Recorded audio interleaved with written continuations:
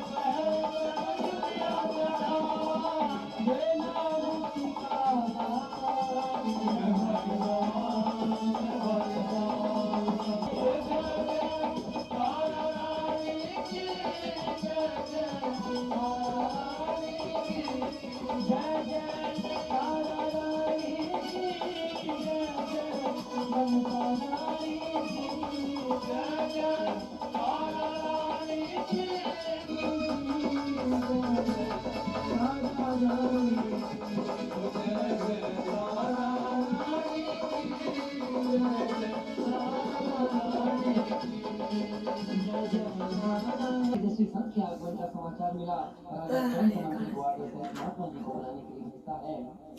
महात्मा जी नगर के बाहर एक पेड़ के नीचे बैठे हैं और मानव जीवन में सत्कर्म करने का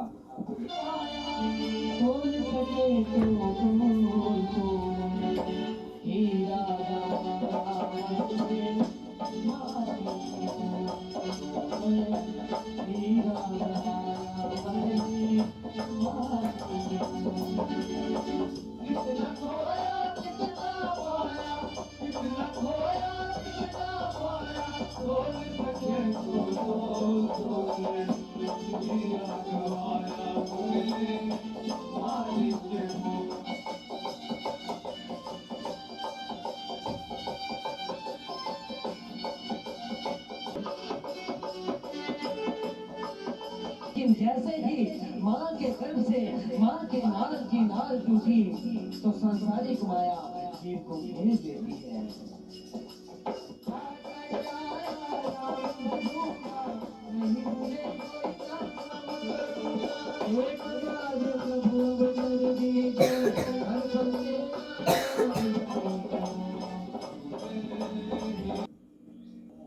मंत्री के दाखिल होने पर सभी लोग वहीं से खड़े हो जाते हैं। मंत्री आदर पूर्वक से महात्मा जी को राजा का निमंत्रण देकर महल में चलने का आग्रह करता है। त्रिकालदर्शी महात्मा निमंत्रण स्वीकार करते हैं और मंत्री के साथ महल की ओर प्रस्थान करते हैं। राजा महात्मा जी का बहुत आदर सत्कार करता है। अंतर्यामी महात्मा राजा के मन की चिंता को भाप लेते हैं और राजा से कहने से पहले कहते हैं कि राजन, तुम्हारे दुखों का समाधान यह है कि तुम उस अपार शक्ति के मालिक जगदम्बा का सच्चे मन से ध्यान करो। उसकी कृपा से अंधा देख सकता है, लंगड़ा दौड़ सकता है और भिखारी राजा बन सकता है। इसलिए हे राजा, तुम उस जगत जननी का चिंतन करो। यहाँ कहकर महात्मा जी राजा को आशीर्वाद देकर वहां से प्रस्थान करते हैं। उसी दिन से राजा मातेश्वरी की भक्ति में लीन हो जाता है तथा प्रजाजनों के कल्याणार्थ स्वयं को समर्पित कर देता है। हर पल हर क्षण जगत जननी की शक्ति में खो जाता है। समय गुजरता जाता है। एक दिन राजा को स्वप्न में सुंदर कन्या दर्शन देती है और कहती है कि राजा, मैं तेरी प्रेम पूर्वक एवं कर्म युक्त भक्ति से प्रसन्न हूँ। तेरे घर 2 कन्याएं होंगी जो सूरज चांद सितारे की तरह तेरे वश में 4 चांद लगाएगी। ऐसा वचन कहकर वह कन्या अंतर्धान हो जाती है। उस दिन से राजा की भक्ति और अधिक प्रगाढ़ हो जाती है। एक दिन राजसभा में एक दासी राजा को खुशखबरी सुनाती है कि उसके घर में तेजी से सुंदर कन्या ने जन्म लिया है। राजा अत्यंत प्रसन्नचित नगर में विशाल उत्सव की घोषणा करता है। सारे नगरवासी धूमधाम से कन्या का जन्म उत्सव मनाते हैं। तेरे नाम पे भैया रे भैया महाराज, तेरे नाम पे भैया रे भैया महाराज, तेरे नाम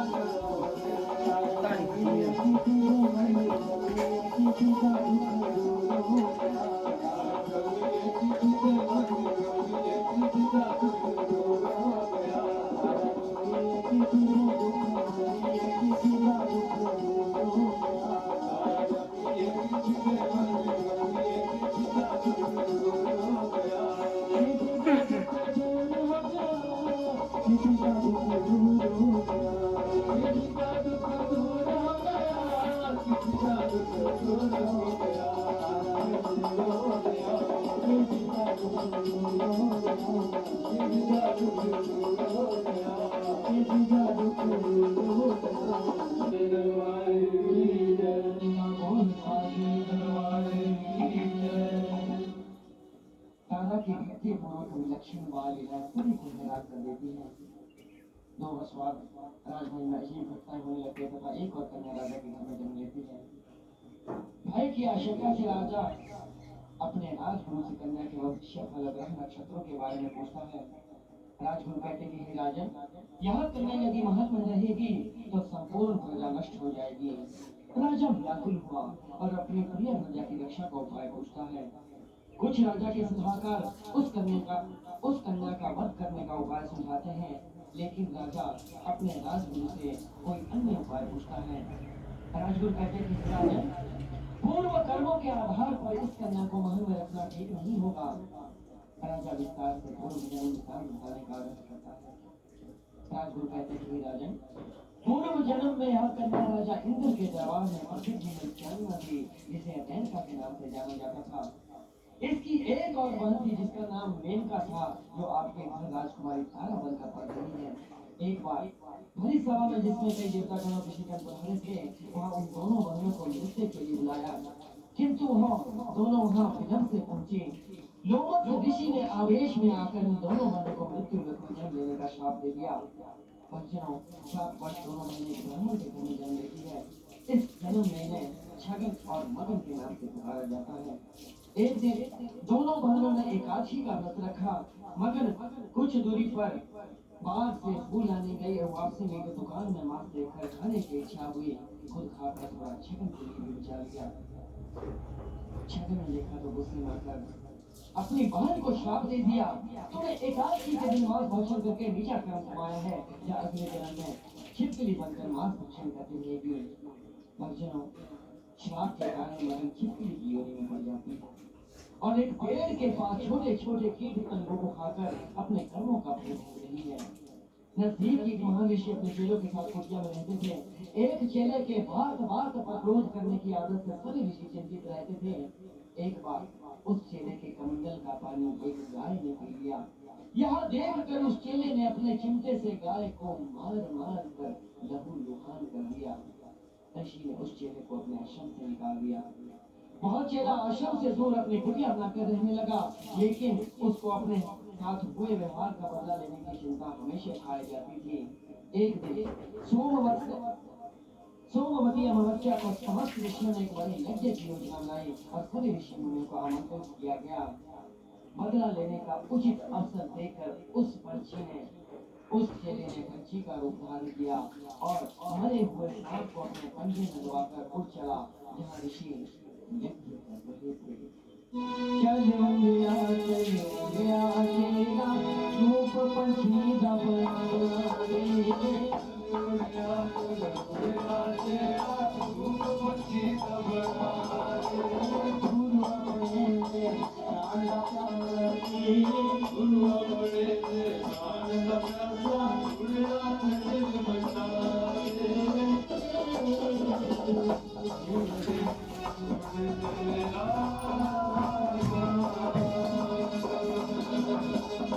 सबकी नजरें बचाकर वह पंछी धीरे धीरे धीरे छुपता छुपाता पंछी ने उचित अवसर देखकर वह मरा हुआ सांप यज्ञ की पकी हुई खीर की पिराही में फेंक दिया ताकि सभी ऋषि मुनि की जान चली जाए। मन पंछिया तेरे पतंगोरा छप लेंगे कर पतवार मन पंछिया तेरे पतंगोरा भग पड़े से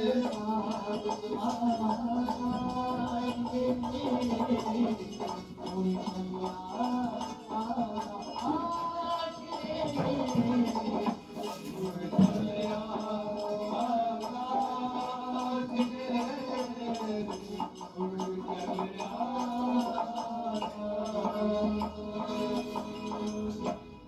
पेड़ पर बैठी छिपकलियां सारा कृत्य अपनी आंखों से देख रही थी। उसे पूर्व जन्म के संस्कार स्मरण थे।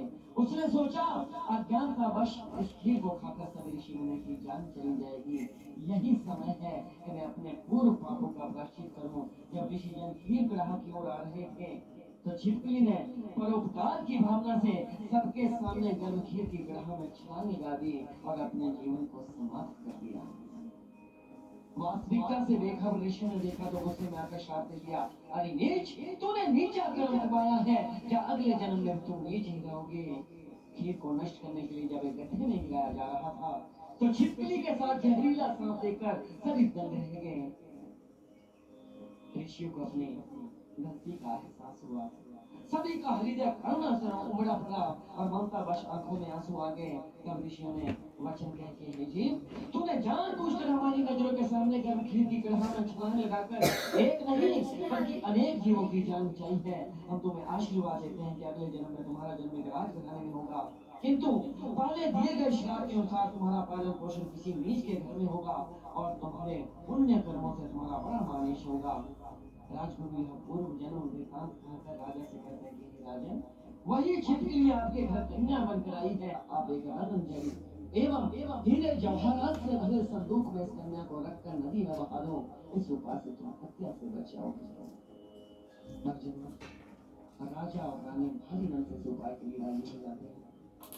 रानी अपनी नवजात कन्या को अपने सीने से लगाकर फूट फूट कर रो रही है। उधर नदी के बीच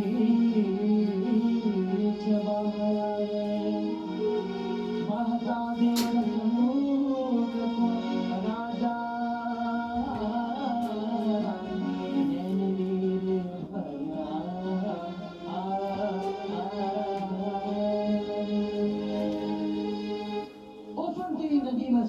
को छोड़कर राजा के संदूक नदी की तेज धारा में बहता जा रहा है। संदूक के अंदर मां नन्ही कन्या से फरियाद करती कि हे मां, मेरे अपनों ने मुझे त्याग दिया, अब तुम ही मेरी डूबती नैया को पार लगाओ। पार करो मेरा विलाप, पार करो मेरा विलाप, पार करो मेरा विलाप, पार करो मेरा विलाप। पार करो मेरा भाई, पार करो मेरा विलाप। ब्राह्मण शब्द देता है, बाहर का तेरा, अंदर का मेरा। भील संदूक को बाहर लाता है। ब्राह्मण संदूक खोलता है तो कन्या को देखकर हैरान हो जाता है। खोले जब देखा संदूक को, एक कन्या हंसती थी, अजब तमाशा देख रही थी, आंसू तकती थी। भील के घर कन्या नहीं थी, ममता ने घर पाया है, भाग्य पे खुशी मिला था, कैसा मेल करा है जी, कैसा मेल करा है जी, कैसा मेल करा है। भील झट से कन्या को उठा लेता और कहता है कि राम बेटा, मुझे मेरे मन की मुराद मिल गई, मुझे यहाँ हीरे जवाहरात नहीं चाहिए, यहाँ सब तुम रख लो। आज माँ की अपार कृपा से यह अनमोल कन्या मुझे प्राप्त हुई है। ब्राह्मण भी प्रसन्न होकर रत्न जड़ित संदूक एवं हीरे जवाहरात लेकर अपने घर की ओर प्रस्थान करता है। भील उस कन्या को अपने हृदय से लगाकर खुशी खुशी अपने घर पहुंचता है। भील अपनी पत्नी से सारा हाल कहता है। भील की पत्नी खुशी से झूम उठती है, दोनों की खुशी का ठिकाना नहीं रहता। कुछ देर बाद कन्या जोर जोर से रोने लगती है। दोनों पति पत्नी उदास हो जाते हैं। एक वृद्ध महिला वहां से गुजर रही थी। भील और भील की पत्नी वृद्ध महिला से कहते हैं कि बहुत समय से कन्या रो रही है, ना जाने किसकी नजर लग गई। वृद्ध महिला कहती है, मूर्खों, नजर नहीं, इसे भूख लगी है, इसे दूध पिलाओ। भील और भील की पत्नी उदास हो जाते हैं। न घर में कोई गाय न बकरी। भील की पत्नी उदास होकर मां जगदम्बा से फरियाद करती है कि हे मां, मैं तो बेऔलाद हूँ, मैं कैसे इस नन्ही जान की भूख मिटाऊं। बेऔलाद कन्या माखी, जिनके दूध दी धारनी मां, जिनके दूध दी धारनी मां। बेऔलाद कन्या माखी, लाल हो मैया, हर तेरे लाल हो मैया, जगदीश धारनी मां। हर जमाने वाली मैया, आज जगा दो मारे मैया, भाग जगा दो तेरी जोत जगा मैया, दूर करो अंधेरे, तेरी तुम्हारी दूर जगई पालनहारी। सोच दीजिएगा कोई नहीं ना, सोच दीजिएगा कोई नहीं ना, ये औलाद कब और भी संस्कार होता है, नाम रखा जाता है रुक्मण, और प्यार से उसे रुक्को नाम से पुकारा जाता है। उधर राजा सरकश की धर्मपरायण लाडली पुत्री राजकुमारी तारा का विवाह महाप्रतापी राजा हज्जन से होता है। राजा हज्जन महारानी तारा की भक्ति से बड़ा प्रभावित होता है। रुक्मण का पति राजा हज्जन के महलों का सेवादार था। एक दिन वह बीमार हो जाता है और उसकी जगह रुक्मण अपने पति का कार्य करने चली जाती है। सायंकाल घर लौटते समय उसके कानों में महल के अंदर से मधुर स्वर सुनाई पड़ते हैं और नजर बचाकर महल के दरवाजे की ओर से अंदर झांकती है। महल के अंदर महारानी तारा अपने पूजा कक्ष में मां की मूर्त के आगे मां की भक्ति में लीन है। अचानक महारानी तारा की नजर दरवाजे पर पड़ती है और रुक्मण को देखकर हैरान हो जाती है। महारानी तारा को पूर्व जन्म की सारी बातें आ जाती है और पहचान लेती है कि यह तो मेरे पूर्व जन्म की बिछड़ी हुई मेरी प्यारी बहन है। रुक्मण घबरा कर वहां से निकलने का प्रयास करती है। महारानी तारा दौड़कर रुक्मण को अपनी बाहों में लेती है। जैसे ही रुक्मण वहां से जाने लगती है, महारानी तारा कहती कि अरे बहन, तुम कहाँ जा रही हो? क्या तुम मुझे नहीं जानती? मैं तेरी बहन छगन। रुक्मण हैरान है कि महारानी तारा को ना जाने क्या क्या हो गया है, या कैसी बातें कर रही है। महारानी तारा पागलों की तरह बार बार रुक्मण का मुख देखकर कभी गले लगा रही है, कभी उसका मुख चूम रही है। महारानी तारा रुक्मण को पकड़कर महल के अंदर ले आती है। रुक्मण कहती है, महारानी मैं आपके छोटे से सेवादार की पत्नी हूँ, आपका मुझे महलों में इस तरह लाना ठीक नहीं है। महारानी तारा कहती है, महान सब प्राणी में उस परम सत्ता मां ज्वाला की ज्योति विराजमान है, इसलिए संसार में कोई ऊंचा व नीचा नहीं है। प्राणी अपनी प्रारब्ध के अनुसार अपने कर्म को भोगता है। इस तरह दोनों बहनों का मिलन वाके सच्चे दरबार में होता है। दोनों बहनें मिलकर माँ की ज्योति को प्रज्वलित करती है। माँ जननी का आभार प्रकट करती है कि हे माँ, आज आपकी कृपा से हम दोनों बहनों का मिलन हुआ। मेरी माता दिए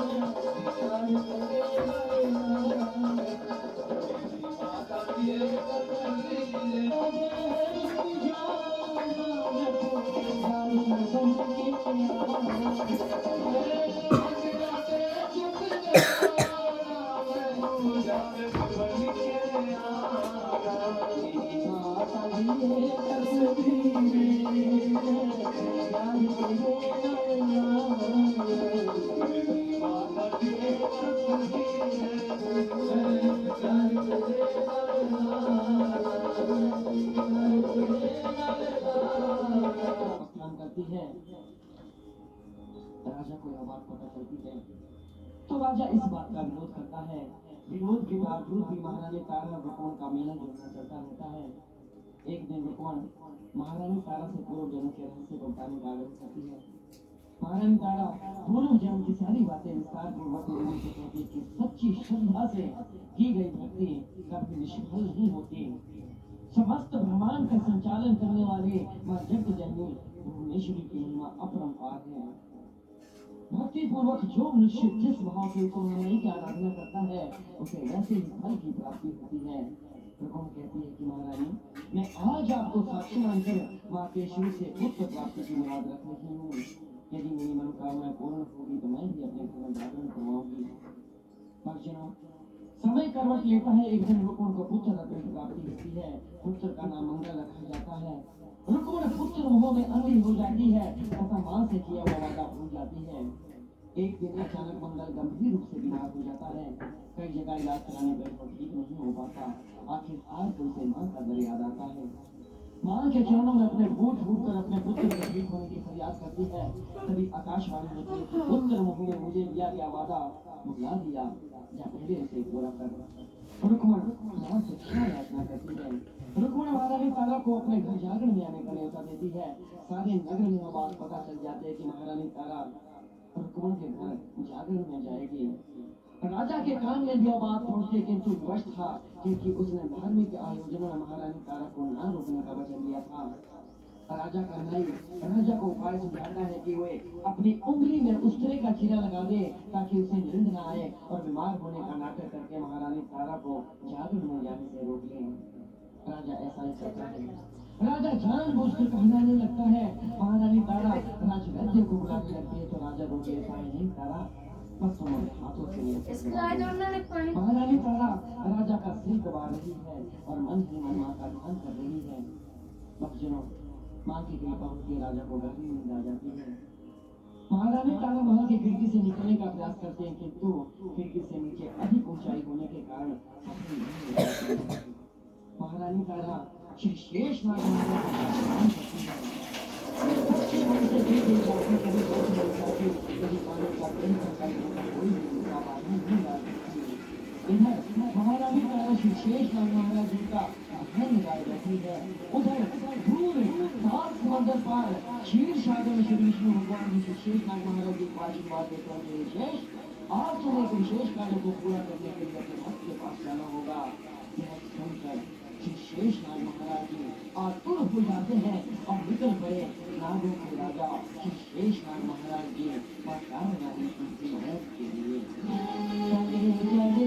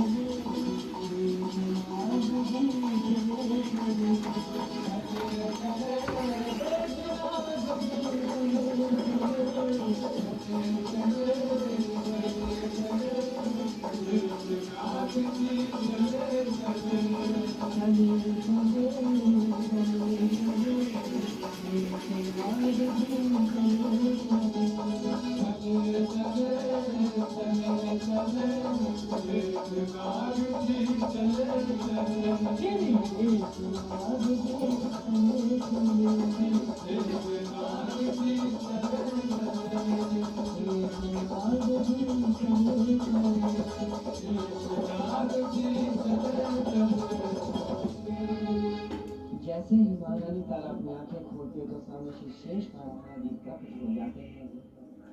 महारानी तारा श्री शेषनाग जी के सारे उनके फल पर विराजमान होकर खिड़की से नीचे उतरती है। महारानी तारा श्री शेषनाग महाराज जी का आभार व्यक्त करते हुए कहते थे, विशेष मैं तुम्हें आशीर्वाद देती हूँ कि कलयुग में तुम्हें अनेकों नामों से जाना जाएगा और तुम्हारा बड़ा मान यश होगा। जो भक्तजन सच्चे मन से तुम्हारी पूजा अर्चना करेंगे उनकी झुग्गियां तुम खुशियों से भरोगे।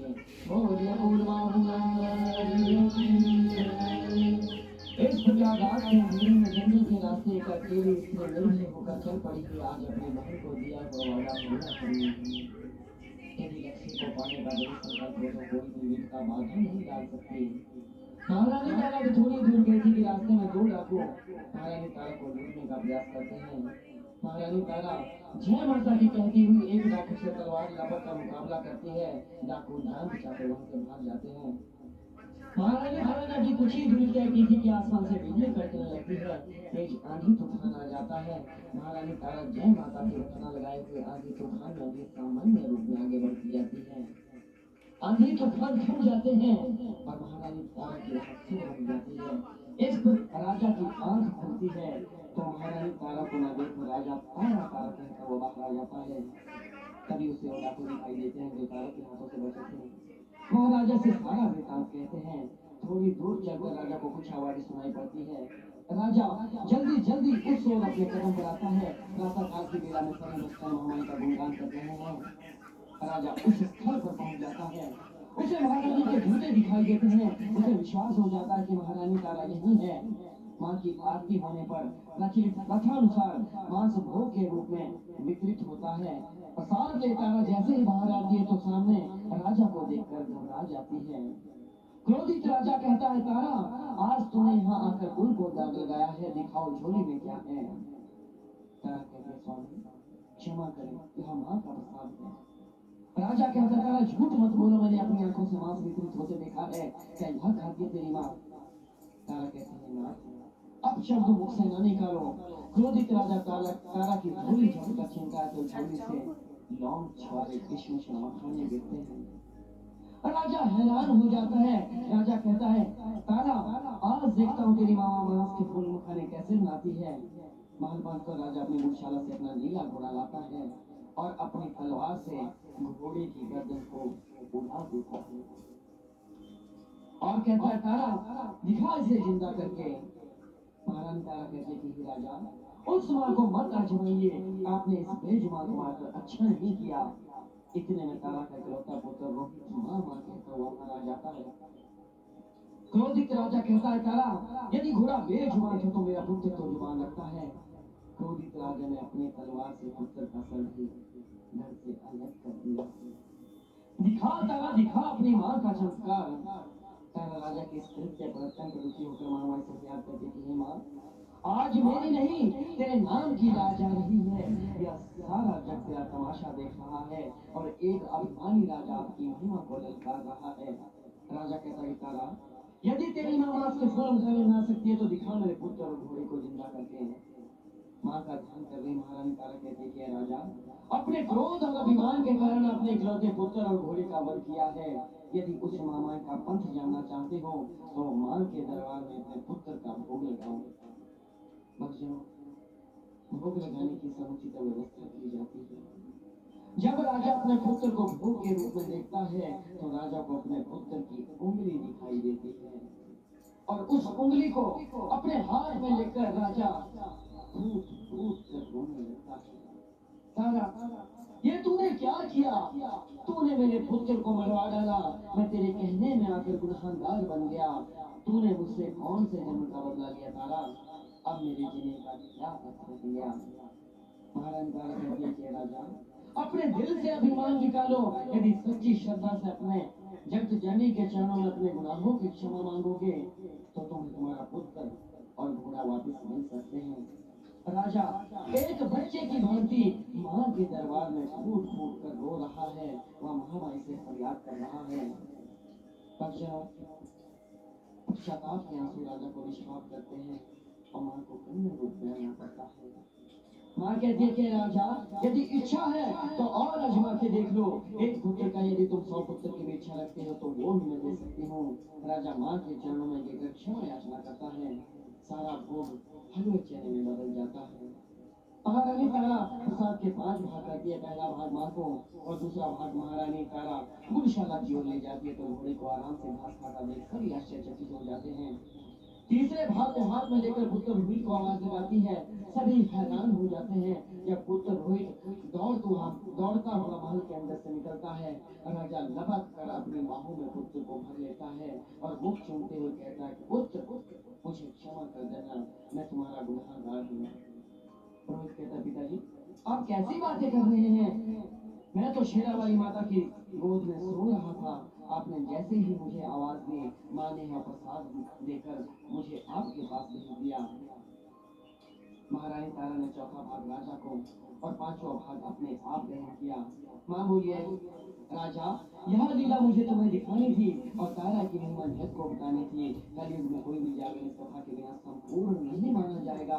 जो भक्त सच्ची श्रद्धा से मेरी कथा पढ़ेगा और सुनेगा, उसकी मनोकामना मैं पूर्ण करूंगी और जहाँ यह कथा होगी मैं वहाँ स्वयं विराजमान रहूंगी। यह कहकर माँ जगत जननी वहाँ से अंतर्धान हो जाती है। जय तारा माता बोल मागे दरबार।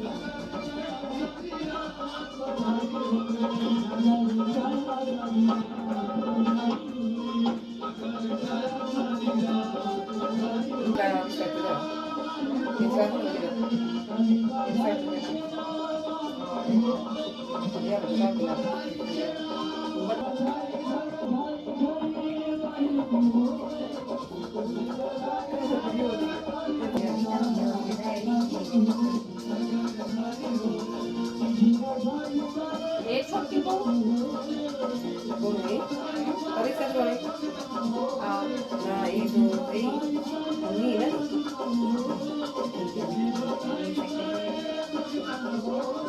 बहुत सारी बहुत ही छोटी है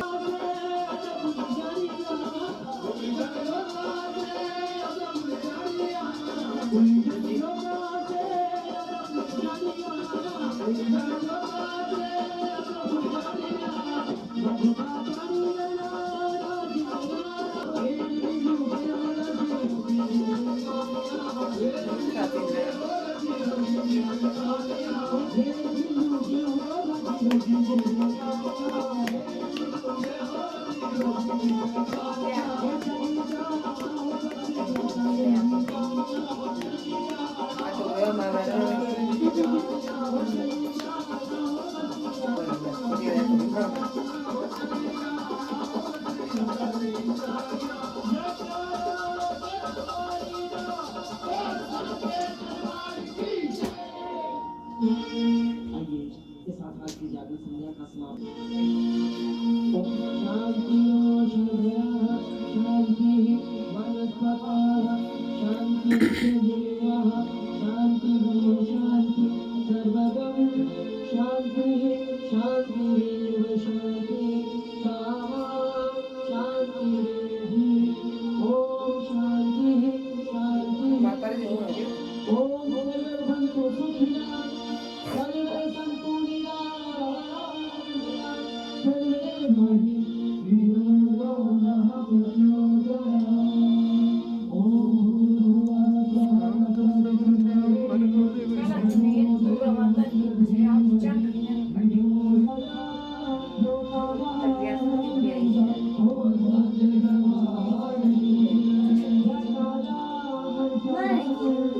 अंदर